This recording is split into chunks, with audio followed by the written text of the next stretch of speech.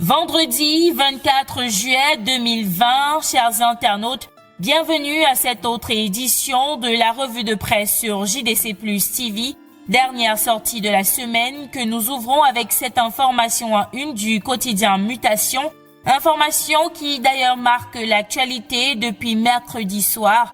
Douala, coup de latte mortel, c'est le titre qui barre la une du quotidien, qui ajoute qu'un gendarme se fait tuer pour une pièce de 100 francs CFA. Le jeune Armel, d'après le journal, se serait soulagé dans les toilettes publiques de l'agence Finex Voyage à Douala et tabassé à mort pour ne pas avoir eu une pièce de 100 francs sur lui pour payer les frais d'usage de toilettes. Le récit de ce drame est à lire en page 5 de Mutation, paru en kiosque ce vendredi 24 juillet 2020.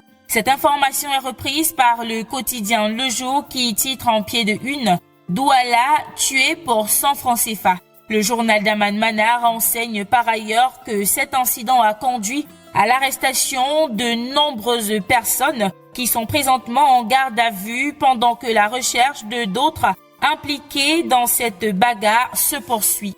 Nous restons avec le quotidien Le Jour pour parler du calvaire de ceux-là qui vivent sans carte nationale d'identité au Cameroun. Le journal nous fait savoir que nombreux sont ces Camerounais qui vont et viennent sans pièce d'identité et avancent de nombreuses raisons, parmi lesquelles des pertes ou encore les nombreuses procédures d'obtention de cette pièce essentielle au niveau des commissariats. Vivre sans carte nationale d'identité au Cameroun, c'est à lire en page 5 du journal Le Jour, paru en kiosque ce vendredi 24 juillet 2020.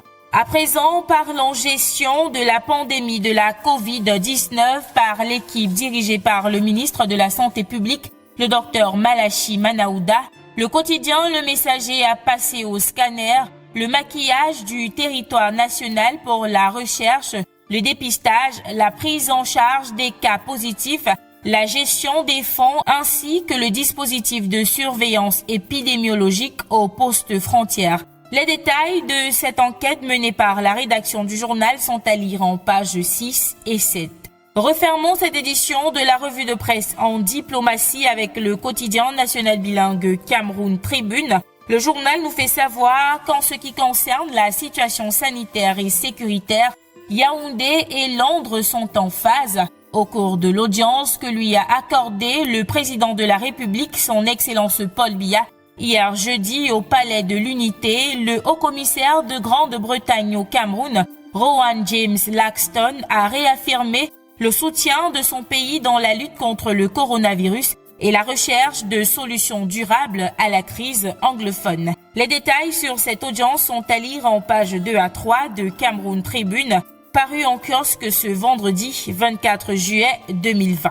Et voilà qui vient mettre un terme à cette édition de la revue de presse sur JDC Plus TV. Merci d'avoir regardé. À demain.